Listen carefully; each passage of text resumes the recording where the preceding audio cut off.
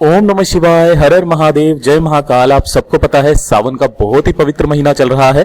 मेरे देव आदिदेव महादेव जी की कृपा सदैव आप भक्तों पर यूं ही बनी रहे। आपकी सारी मनोकामनाएं इस सावन के महीने में पूरी जरूर हो, यही मैं महादेव जी से प्रार्थना करता हूं। और आप सबको भी ये भी पता है कि जब भी पूज्य गुरु जी अपनी कथा बोलते हैं तो कथा में हमेशा नए नए उपाय बताते रहते हैं, जो कि ना सिर्फ आपके जीवन को व्यवस्थित करते हैं, आपकी सारी मनोकामनाओं की पूर्ति करते हैं, आपको जीवन में जो कुछ भी चाहिए वो शिव तत्व के सबूत के साथ आपको देते हैं। आपको कुछ उपाय करने होते हैं जो कि आपके जीवन को बहुत ही सरल बना देते हैं। लेकिन अगर फिर भी आपकी कोई मनोकामना है जो काफी समय से पूरी नहीं हो रही है, आप काफी समय से कोशिश कर रहे हैं, काफी सारे व्रत कर लिए, पशुपतिनाथ व्रत कर लिया आपने, सोमवार की अष्टमी कर लिया आपने, प्रदोष कर लिए, सब कुछ कर लिए, लेकिन फिर भी आपकी कोई मनोकामना ना हुई पूरी, तो वो दिन आ चुका है जब आपको जलाधारी के नीचे वाली बेलपत्र वाला उपाय आपको करना है। ये वाला मौका जो है ना 3 साल में एक बार मिलता है, जरूर कीजिएगा। आपकी जो भी मनोकामना होगी पूरी जरूर होगी। पूज्य गुरु जी की कथा से सुन करके और समझ करके बहुत अच्छे से बताऊंगा, परंतु उससे पहले आप सबसे एक छोटी सी गुजारिश करूंगा कि जो लोग पहली बार आए हैं चैनल को सब्सक्राइब जरूर करना और वीडियो को लाइक करके महादेव जी का कोई सा भी प्यारा नाम कमेंट बॉक्स में लिखना मत भूलिएगा। इस पूरे वीडियो के अंदर आज मैं सिर्फ आपको 2 महा उपाय बताऊंगा जो ना सिर्फ आपकी मनोकामनाओं की पूर्ति करेगा, आपकी सारी इच्छाएं, आपकी जीवन का जितना भी उद्देश्य है जो आप चाहते हैं वो सब कुछ आपको मिलेगा। महादेव की कृपा आप पर बरसेगी। सबसे पहले बात कर लेते हैं पहले वाले उपाय की तरफ। जो पहला वाला उपाय है किन लोगों को करना है, जिनकी कोई इच्छा है, कोई मनोकामना है जो काफी दिनों से पूरी नहीं हो रही है, कोई विश है, तो मात्र आपको ये वाला उपाय करना होगा। बहुत ही सरल सा उपाय है, इस सावन के महीने में चूक मत जाना। सबसे पहले आपको इस उपाय के लिए चाहिए क्या, 1 लोटा शुद्ध जल चाहिए। ध्यान रखना जल आपको अपने घर का शुद्ध जल लेना है।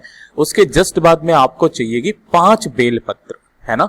कितनी बेलपत्र चाहिए? 5, जो कहीं से भी खंडित ना हो, ये चीज ध्यान रखना। और जो भी आपके घर में चंदन मिल जाए वो वाला चंदन ले लेना।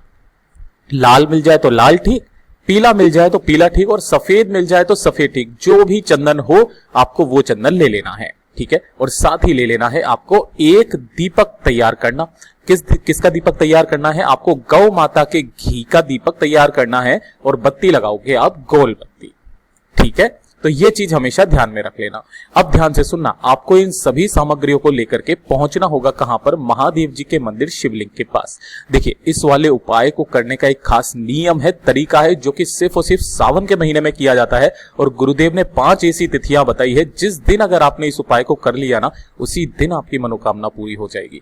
उत्तर दिशा यानी कि नॉर्थ डायरेक्शन की तरफ मुंह करके खड़े होना है आपको यहां पर। परंतु उससे पहले आप हमेशा ध्यान रखिएगा, जब आप मंदिर में प्रवेश करो ना, तो मंदिर में प्रवेश करते वक्त में आपको महादेव जी की शिवलिंग की जो भी चौखट होती है ना, चारों तरफ जैसे एक मेड़ बनी हुई रहती है, उस मेड़ पर आपको वो एक दीपक प्रज्वलित कर देना है। ओम नमः शिवाय, श्री शिवाय नमस्तुभ्यम का स्मरण करते हुए यहां तक कर दोगे।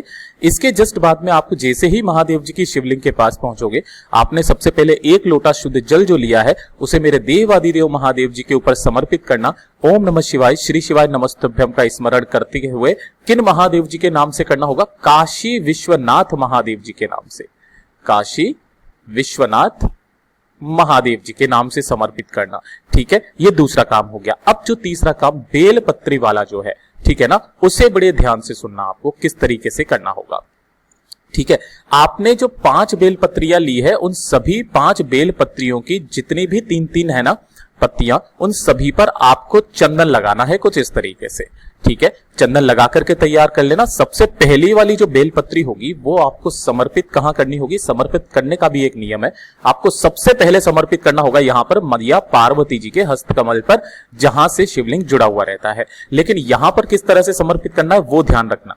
जब आप यहां पर समर्पित करें तो बीच वाली पत्ती जो है ना वो तो रहेगी ऐसे करके ऊपर की तरफ, और जो दोनों पत्तियां रहनी चाहिए ना, वो एक रहनी चाहिए इधर की तरफ और एक रहनी चाहिए इधर की तरफ। गुरुदेव ने ऐसे ही बताया। और जो डंडी है वो जलाधारी की तरफ।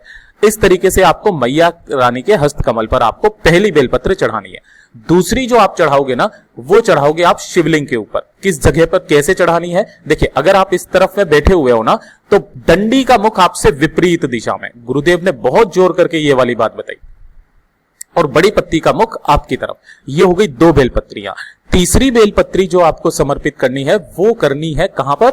ध्यान से सुनिएगा, ये जो ऊपर की तरफ मटकी लगी हुई रहती है ना, जहां पर महादेव जी की 5 कन्याएं हैं, जया, विषहरा, शामरी बारी, दोत्री देव, 5वीं आपको यहां पर समर्पित कर, तीसरी आपको यहां पर समर्पित करनी है ना। मैं यहां पे मिटा देता हूं, तीसरे नंबर की आपको यहां समर्पित करनी है। चौथे नंबर की जो बेलपत्री होगी वो आपको नंदी भगवान जी का जो ये उठा वाला पैर है ना, इस पर समर्पित करना। लेकिन ध्यान रखना, जब आप इस पर समर्पित करो ना, तो पत्ती का मुख महादेव जी की शिवलिंग की तरफ रहे, डंडी ऐसे करके रहे, ठीक है। ये हो गई चौथी बेलपत्र। अब जो सबसे अंतिम बेलपत्र बची है ना, जो कि आपने थंबनेल में देखा था, वो आपको समर्पित करनी होगी कहां पर, जहां से ये जो जल नीचे की तरफ गिरता है ना, इस जगह पर है ना, जहां से जल, तो ये नीचे की तरफ में आपको यहां पर एक बेलपत्र समर्पित करनी होगी, कुछ इस तरीके से, ठीक है।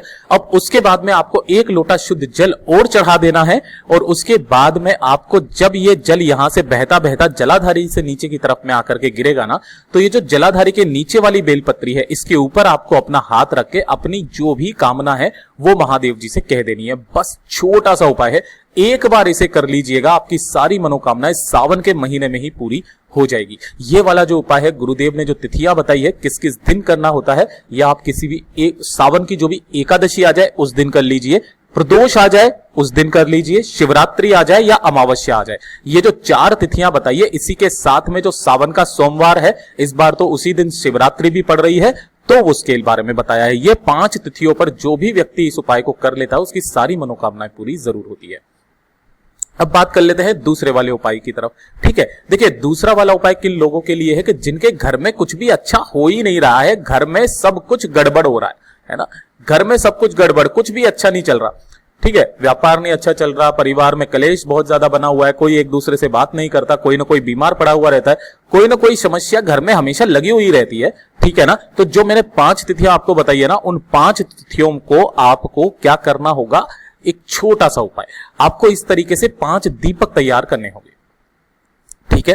किस तरीके के दीपक तैयार करने हैं, मिट्टी के दीपक लेना, सभी के अंदर गौ माता का घी भरना और गोल बत्ती लगा देना, ठीक है ना। इतना आप कर लोगे। अब इन्हीं 5 दीपकों को आपको अपने ही घर पर कहीं ना कहीं पर आपको लगाना है। गुरुदेव ने जो बताई 5 जगह, उन 5 जगहों पर आपको लगाना है।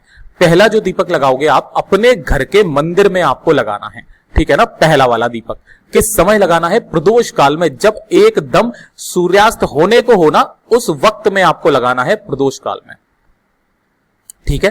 पहला दीपक यहां लगा दिया।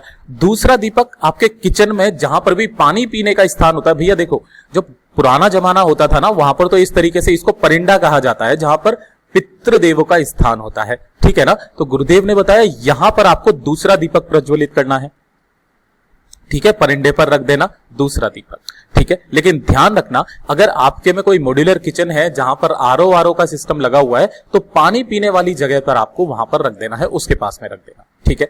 तीसरे नंबर पर जो आपको लगाना होगा, अपने घर के बाहर, है ना, अपने घर के बाहर इस साइड में किधर भी तरफ में आप रख दीजिए, आपको तीसरा दीपक यहां लगाना है। चौथा दीपक आपको लगाना होगा किस जगह पर, ध्यान से सुनिएगा, महादेव जी के मंदिर जहां पर जाते हो ना, तो महादेव जी की चौखट पर, इस चौखट पर आपको चौथा दीपक लगाना है।